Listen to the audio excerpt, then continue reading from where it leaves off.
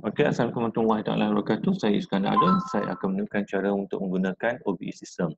Okey, pertama kali apabila kita login dalam kita punya portal masing-masing dalam di UUM, maka kita pergi ke kita akan login dalam portal kita. So kita pergi bahagian akademik, dan di bahagian akademik kita akan jumpa OBE system. So kita klik di situ OBE system. Maka paparan seperti ini akan kelihatan. Okey, so dia akan menu di sini. Okey, kalau untuk course coordinator biasa anda akan dapat dua menu, iaitu menu course coordinator dan juga menu lecturer. Bagi program coordinator dia akan dapat satu lagi tambahan, iaitu program coordinator punya menu. Okey, tiga okey, dan manakala bagi pensyarah biasa dia cuma akan dapat modul lecturer sahaja. Okey, untuk memulakannya kita klik di sini syllabus teaching plan. Okey, sekiranya kita mengajar undergraduate dan juga postgraduate, maka di sini untuk semester dia ada lebih daripada satu. Untuk undergraduate, kita akan menggunakan A99 untuk kita design kita punya OBE. Untuk postgraduate, kita akan menggunakan G99. Okey, sekiranya akan kelihatan seperti A192 ataupun sesi-sesi yang lain, bermaksud di sini kita telah convertkan daripada A ataupun G99 ni kepada current semester. Okey. Okay, sekarang ni untuk tujuan simulasi ini saya menggunakan G99. Okey, maka akan dipamerkan dua kursus di sini. Okey, pedagogical grammar dan juga academic writing. Untuk ini saya akan set up untuk academic writing sahaja. Okey. So apabila kita klik sini sudah akan loading, okey, bergantung kepada line internet. Okey. Okey, first anda akan lihat paparan akan kelihatan seperti sebentar tadi, dan kita akan nampak di sini status adalah draft. Okey. Okey, untuk makluman saya telah masuki beberapa maklumat untuk mencepatkan proses demonstrasi ini. Saya telah masukkan beberapa maklumat yang tertentulah. Okey. Okey, untuk langkah yang pertama, okey, kalau anda perhatikan data di sini ada 10 perkara yang perlu diisi, 1 sehingga 10. Okey, tapi yang ke-10 di sini bergantung kepada kursus anda. Okey, seandainya kursus tersebut kursus trust program itu sahaja, maka mapping COPLO perlu dibuat. Okey, dan di sini selalunya akan dilakukan oleh akan dibuat oleh betul. Okey, program koordinator akan menentukan dia punya PLO terlebih dahulu. Okey, manakala kursus-kursus untuk trust industri, item yang 10 ni kita tidak mapping PLO kita tidak akan buat. Okey, seandainya kursus yang ditawarkan digunakan ataupun ditawarkan kepada program yang lain, okey, maka nombor 10 ni pun tidak akan terlibat. Okey, hanya trust universiti sahaja. Okey, sampai nombor 9 ataupun suatu kursus itu menjadi trust ataupun kepada program yang lain, so kita akan buat sampai 1 sampai 9 sahaja. Okey. So first langkah pertama kita akan klik satu persatu, jangan klik semua. Okey, apabila kita klik mana-mana yang kita check ataupun kita klik kita tick di mana-mana box kat sini, dia akan pamerkan di bawah ini. Okey, contohnya saya klik khusus info, sinopsis, objektif, okey, dia akan browse ke bawah panjang. Jadi di sini tidak elok, saya tak galakkan kita tick semua. Okey, apa yang perlu kita tick satu persatu yang mana kita nak buat. Okey, for example, course info yang pertama. Okey, di sini kalau anda dapati paparan anda mungkin di sini kuasa sini akan tidak sama seperti saya sebab saya telah mengubahnya. Okey, dari sini kena type. Okey. Sini peratusan coursework, di sini kursus ini 100% kerja kursus, maka saya akan type dari sini contohnya 100%. Okey.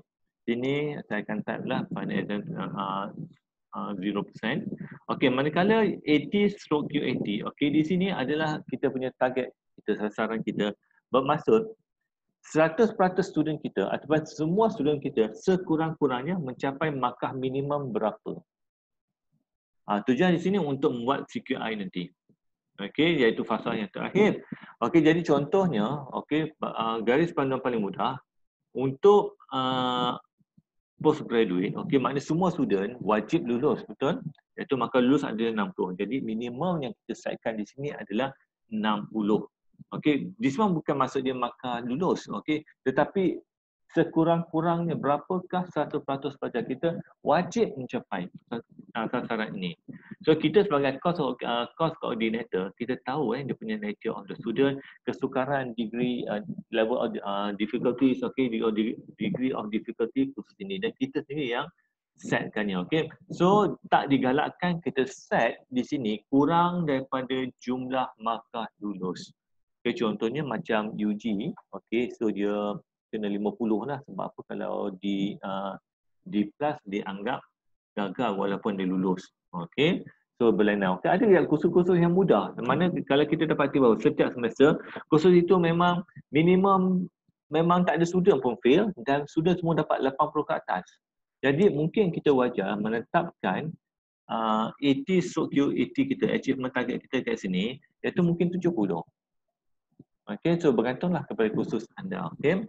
Okay, kemudian yang lain kat sini saya akan cuba cut and paste saja. Maknanya kita ambil daripada syllabus sini, daripada syllabus asal kita. Okay. So rasional nombor 4 di sini saya akan ini support ni, saya akan copy, saya akan di sini saya akan copy. Okay. Dan saya akan paste di sini. Okay, dan seterusnya. Okay. So lepas ni kemudian kita akan save. Kemudian kita akan pergi antik, yang kedua kita akan buat sinopsis, sama juga di sini saya cuma cut and paste dan saya akan save. Okey, kemudian saya akan klik ke objektif. Okey, objektif di sini numbering tidak keluar automatik. Jadi di sini kita kena masukkan nombor secara manual. Maknanya dengan kata lain, dekat bahagian objektif di sini saya copy semua. Mana pada 1 sampai 2 sini dan saya akan buat pembetulan sebagai huruf kecil. Okey, jadi saya akan copy keseluruhan ke sini. Kemudian saya akan paste di sini. Kemudian saya akan buat penambahbaikan. Okey, maknanya saya akan tambah nombor 1, nombor 2 dan huruf besar di sini. Okey, kemudian kita akan save. Okey. Dan yang ketiga, seterusnya prerequisite. Okey, kat sini okey kita type none lah. Okey, sorry. Okey, kita akan type none. Okey, saya akan save. Okey, kalau ada prerequisite tulis kod khusus tersebut. Okey. Dan juga topik. Next, ada topik di sini. Okey, kalau anda klik untuk pertama kali dia akan keluar box. Data saya di depan sini adalah klik perkataan new. Okey, so just kita proceed dengan klik new. Okey. So di sini contoh bila klik new, okey. So basically anda akan dapat kelihatan dia seperti ini, yang nombor 7. Okey, di atas kat sini. Okey, tapi anda tak adalah barisan yang di bawah ni, sebab di bawah ni saya dah buat. Okey, sebab saya nak cepat. Okey, anda akan dapat kelihatan seperti ini, 7 baris seterusnya. Okey, so senang saja. Maknanya kita tak perlu ambil nombor, sebab nombor di sini nombor adalah auto generated. So kita tak perlu cut and paste nombor ataupun point yang ada dalam syllabus kita. Okey, contoh di sini. Okey, lihat di sini saya punya syllabus saya.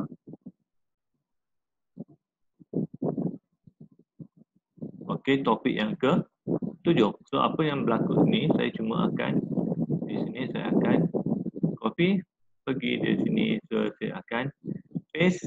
Okey, ni jam dia berapa sini, keseluruhan jam kita buat sini 4 jam 22. Okey, jadi kolom yang pertama sini kalau syllabus adalah CLO. Okey, lepas tu follow yang 4 kat sini 4. Okey, kalau lihat di sini.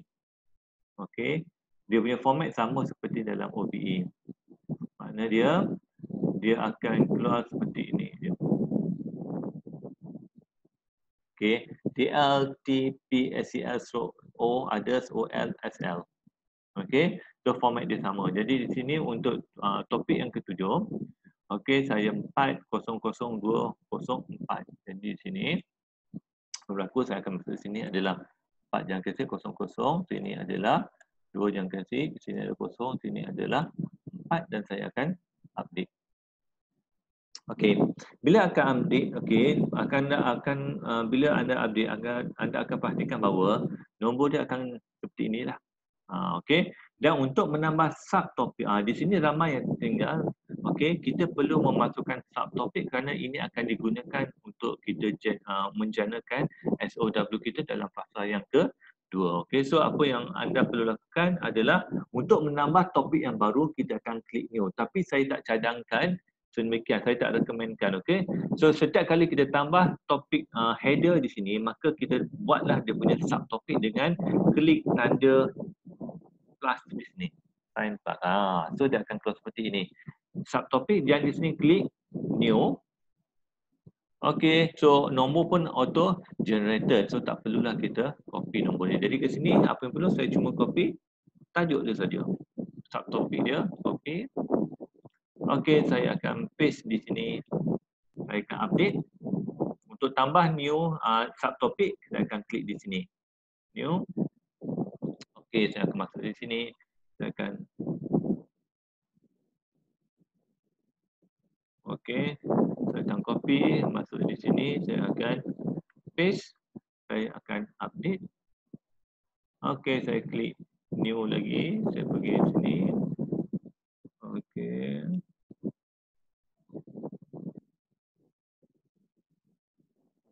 Copy. Di sini. Paste. Saya akan update. Dan last kali saya akan 7.4. Okay. Pergi di sini. Saya akan copy. Dan di sini saya klik new. Okay. Saya akan paste. Dan saya update. Okay. Dah selesai semua seperti ini. Okay. Jadi saya boleh minimaliskan balik. Okay. Jadi sini, okay, langkah seterusnya, okay, untuk kita mesti memastikan jumlah jam di bawah di sini, mana total TL, TOP, SER, OL dan SR adalah sama seperti dalam kita punya salinan di Microsoft Word. Okay, tapi di sini kena pastikan memang pengiraan ni dah betul. Kalau di sini tak betul, jadi di sini pun memang tidak akan betul. Okay, so that's why saya katakan untuk PG yang 4 jam kredit, so format dia lebih kurang seperti inilah, makna dia punya total jam di sini 92 jam dan total dia punya TL dia, okay, di sini, okay, SL dia, okay, SL dia adalah lebih kurang 36. Okay, so variation akan berlaku antara kolom TL sehinggalah OL. Okay, so jumlah untuk SL ni selalunya samalah 36 sampai untuk yang 4 jam. Jadi untuk 3 jam kredit berlainan, nanti saya akan tunjukkan dalam next video. Okey, seterusnya apabila kita dah selesai, dah okey, kita boleh next. Okey, nak edit kita boleh klik just edit saja. Okey, kita boleh edit, manakala kena edit satu topik kita akan sini update. Okey, sama juga. Okey, untuk klik subtopik klik di sebelah sini. So kita klik di sini. Okey. Okey, apabila dah selesai semuanya, so kita akan tutup sini, pergi kepada reference. Okey, so saya dah masukkan reference di sini. Okey, sampel.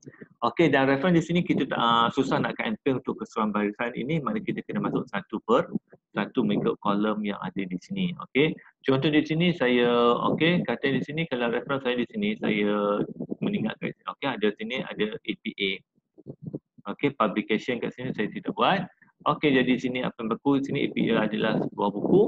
Okey, saya akan book. Okey, sebab di sini kalau kita dapati bahawa APA punya textbook, di sini dia punya author adalah corporate author. Jadi sepatutnya namanya kita letak corporate author. Okey. Year dia, kita lihat di sini berapa, year dia adalah tahun 2019 dan edisi yang ke-7. Okey, so apa yang di sini kita 2019 dan kita, okey, di sini book title, okey, di sini book title kita adalah publication manual. Okey, saya copy. Okey, saya akan paste. Okey, chapter title ni bukan. Okey, publicity. Okey, kita Washington.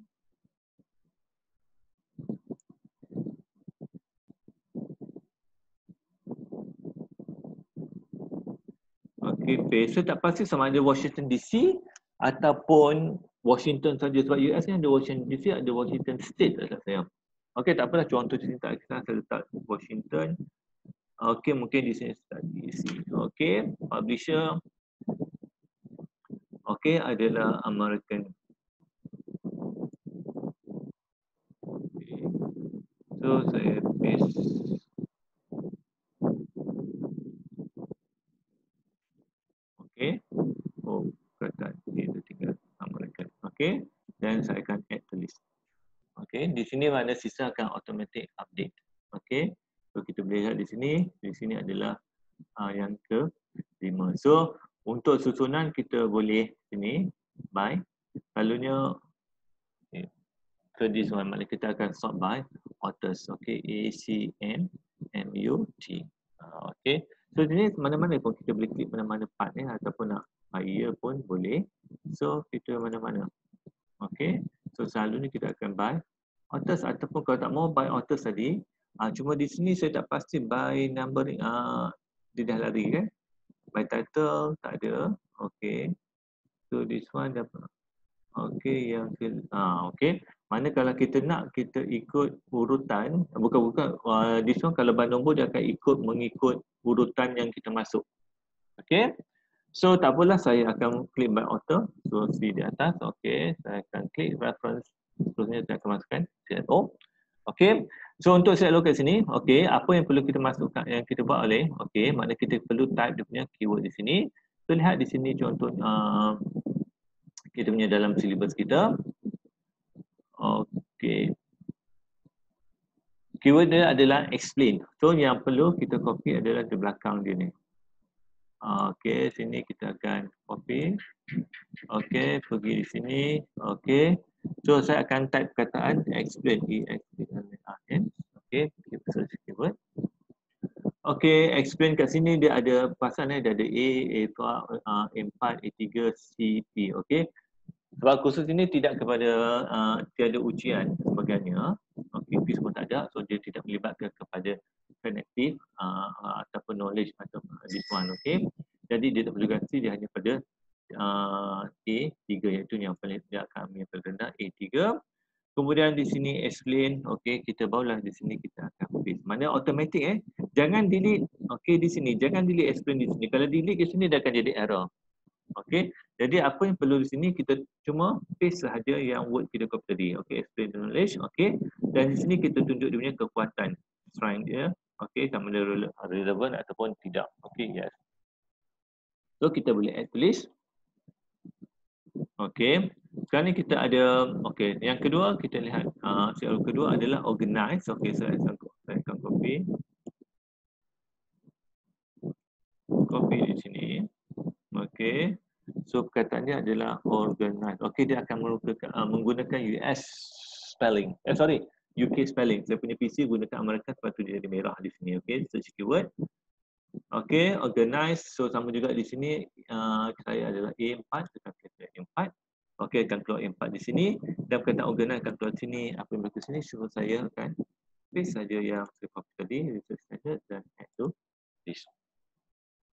Okey, yang CLO yang ketiga saya adalah, saya lihat di sini adalah relate. Okey, jadi saya akan copy semua ni dahulu. Saya akan copy, masuk di sini. So saya akan type kataan relate. Okey, saya akan search keyword. Okey, so pakai A iaitu A4. Okey, relate di sini. So saya akan paste. Ya, saya akan tulis. Okey, sekiranya anda CLO kita ada pelbagai kombinasi C, A dan P. Okey, pastikan kita add dia mengikut keutamaan. Contoh saya ambil, katakan perkataan explain tadi. Okey, search keyword. Okey, kalau anda perhatikan di sini. Okey, explain dapat select domain dia tak ada lagi. Okey, so apa yang berlaku di sini? Okey, so kalau seandainya saya klik C2 dulu. Okey, dia akan keluar C2 dahulu. Dan kemudian dia akan melakukan A. Saya akan klik A3 contoh dia. Dia akan keluar A3. Okey. So, selalu dalam susunan Bloom taxonomy kita akan klik CAP lah. Cognitive, affective dan psychomotor. Okey, baru kita akan follow P. So nampak comel sikit lah, nampak cantik sikit. Okey. So, but kalau kita buat dia ada way round. Contoh saya akan type, katakan saya type A4 dulu. Okey, C2. P. So, nampak tak? Susunan dia tak cantik. Dia akan keluar seperti ni. A4, C2 dan P2. Jadi tak berapa elok. Okey. Jadi untuk itu, okey. So kita bukan kita tengok klik, kita nampak yang atas, kita klik pertama, tidak. Kita tengok yang mana. Mana kalau ada melibatkan pada C, bloom ataupun konektif, jadi kita akan tick yang C dahulu. So pilih sama ada C2 ke C5 ataupun C6. Okey. Seandainya okey, kat sini, mana kita akan ambil yang tertinggi, yang kita katakan wajar. Contoh di sini, kita nak ambil C5, okey. Kita tak perlulah take C2. Sebab apa? Untuk mencapai C5 dalam Bloom taxonomy, dia mesti kita andaikan dia telah pun mencapai level C2. Okey. Jadi, kalau anda pilih C6, tak perlulah kita take C5 dan C2. Sebab apa? Untuk C6 ni lebih tinggi daripada C5 ataupun C2. Tapi seandainya kita andaikan hanya setakat level C2, okey, klik C2 dan mungkin kat sini kita tak adalah C5 ataupun C6. Jadi sini pilih yang tertinggi. Okey. Okey, apabila kita dah sini sudah berpuas hati dengan kita punya ni, okey, nampak cantik. Kemudian kita okey, dia sisakan automatic save, kita pergi next adalah LOC.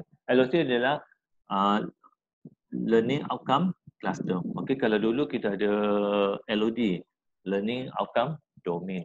Okey, sekarang kita lihat. Okey, kalian lihat di syllabus kita yang kita mapping tadi. Okey. So daripada logik di sini pun kita boleh jangkakan dah. Okey. Mana di sini nampak tak? LOC yang terlibat ada LOC 2 dan LOC 3C sahaja. Mana ada 2 LOC. Jadi di sini kita cluster pertama adalah kita pilih LOC 2. Okey, sub cluster dia adalah LOC 2. Kita add to list. Dan satu lagi ada cluster 3. Okey.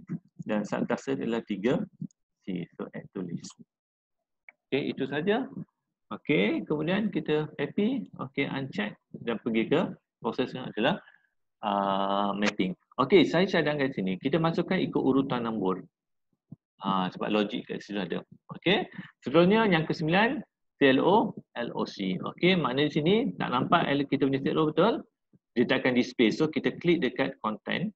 Okey, kat bahagian sini content, CLO content. So dia akan pamerkan. Okey.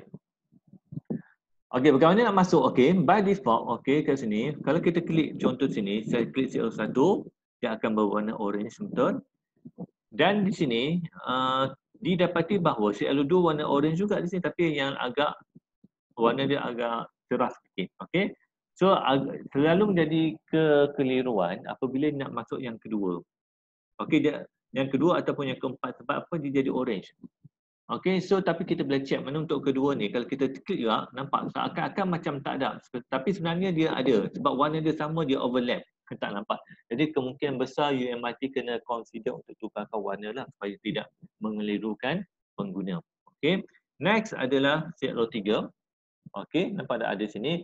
Kita klik. Mana every time kita klik kat row kat sini, di sini. Okey, dia akan keluar. Okey, yang orange tak nampak keluar. Okey, tak apa. Okey, sekarang saya akan first kita buat CLO yang pertama. Okey. So kalau kita lihat di syllabus kita, okey, nampak di sini. CLO1 kita okey akan dimapkan dengan LOC 2. CLO2 kita akan mapkan dengan LOC 3C. CLO3 kita akan map CLO3 kita sini akan mapkan dengan LOC 3C. Jadi di sini kita akan buat mana CLO1 akan dimapkan ataupun dipecahkan dengan kluster LOC nombor 2. Kita just klik mapping. Okey, habis. Kemudian kita pergi di CLO2. Okey, sini tak ada. So, dia CLO2 akan mapping dengan LOC nombor 3. Kita mapkan. Okey, dan CLO3 dengan kluster ini juga. So, selesai. Jadi, kita akan okey. Seterusnya untuk yang CLO di sini nampak tak? Konten PLO kita tak ada sebab tu di sini adalah program koordinator yang akan masukkan dahulu. Program koordinator akan buat. Okey. Dan di sini bukan semua pensyarah. Okey, so kita akan buat.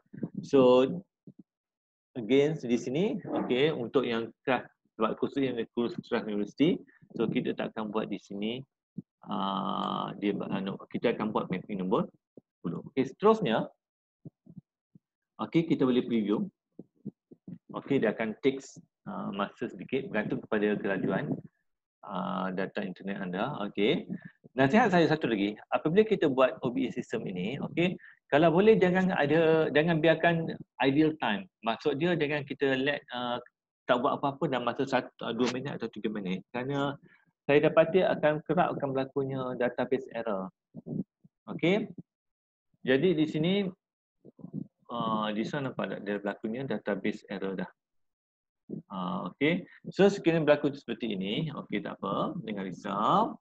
Okey, so apa yang berlaku di sini, kalau sekiranya berlakunya error dan sebagainya, okey, anda kena log in balik. So saya akan cuba log out balik.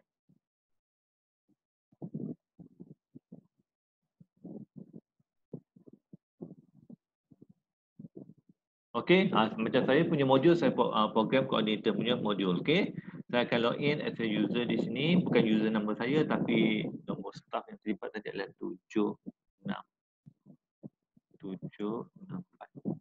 Okey, saya akan enter balik. So saya pergi dekat syllabus and teaching di sini. Okey, saya akan pilih tadi semester saya semula. Dan sini saya akan klik di sini.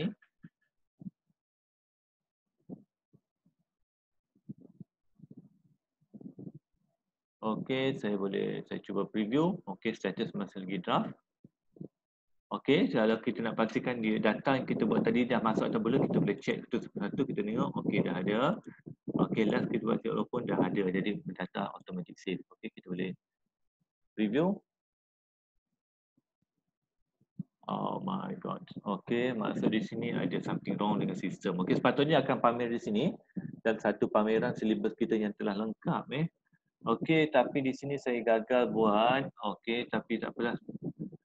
Okey, di sini silibus ini sudah siap semua. Dia di situ kita boleh ada option nanti, okey, untuk kita savekan dia. Okey, saya cadangkan kita savekan dulu dalam bentuk PDF file.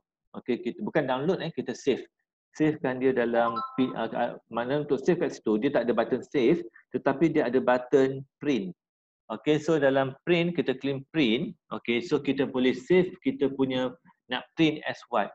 Print as PDF file. So kita boleh save lah jadi file ini tadi dalam bentuk PDF file. Okey. Andailah sini kita dah print semua, okey, kita save dalam folder yang selamat. Pastikan PC kita ada folder untuk khusus inilah supaya senang untuk kita digunakan untuk kemudian hari. Okey. Dah habis semua kat sini. Okey, so kita boleh barulah kita submit kepada teaching plan. Okey. So bila dah submit kat sini, okey, so kita boleh continue syllabus.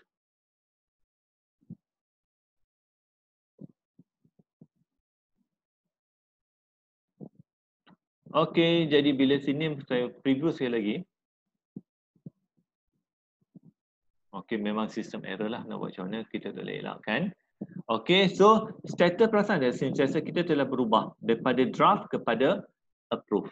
Okey, seandainya lah bila kita semak dalam yang kita dah print tadi, ada kesilapan kita nak buat pembetulan. Okey, masih boleh dilakukan pembetulan dengan syarat kita tidak lagi membuat teaching plan kita. Okey, dan kita, walaupun kita dapat teaching plan okey, tetapi tak di-endorse by Dean. Jadi di sini kita masih ada peluang untuk membuat pengeditan atau untuk buat edit syllabus kita. So what we need to do is kat sini kita akan boleh klik edit syllabus. Okey, jadi di sini kita pilih sesi yang terlibat. Okey. Okey, nampak dari sini saya ada satu saja sebab saya baru buat satu lah. Masa di awal tadi saya ada 2 kursus, tapi di sini saya baru buat satu, so yang keluar adalah satu. Dan status di sini adalah A approve, jadi saya nak ubah dia, so saya change status tu draft. Okey, apabila berada dalam draft mode, barulah boleh kita buat pengeditan. Okey, dan status ini, okey, saya akan update. Okey, bila dah update, saya boleh pergi kepada syllabus saya balik. Okey, saya nampak di sini. Okey, saya boleh klik dekat syllabus saya.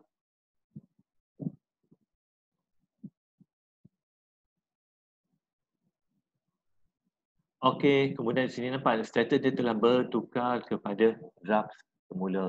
Jadi di sini kita boleh betul lah di mana bahagian section yang kita tak lengkap. Okey, kita boleh klik. Contoh kalau topik kita tertinggal subtopik, so klik dekat subtopik, klik kat topik, and then untuk kalau subtopik ingat remember display dia di sebelah kiri. Okey, kita buat edit di sini dan seumpamanya. Okey, sekiranya kita dah berpuas hati semua okey, so kita submit untuk teaching. Okey, dia klik semua sini. Okey, kita pastikan semua hijau kecuali di sini lah. Ya, okey. Sebab apa CLO tadi kita tak buat, okey, sebab disebabkan oleh kursus ini adalah kursus Trust University. Peringatan demonstrasi saya adalah untuk kursus ini berjam 4 jam kredit. Jadi bilangan jam hours tadi tak sama dengan 3 jam kredit. Okey. Selepas ke sini, so next kita masuk buat teaching plan. Bagaimana pergi kepada teaching plan, klik dekat syllabus sini juga. Okey, nampak tak sini? Dia tadi warna merah, kalau anda perhatikan, kan telah bertukar kepada biru. Nampak di atas ini kita buat kan dia merah kan. Bila dah submit, kita boleh set up teaching plan. Okey. So untuk set up teaching plan ini, kita akan masuk kepada fasa yang kedua. So untuk video ini, setakat ini sahaja.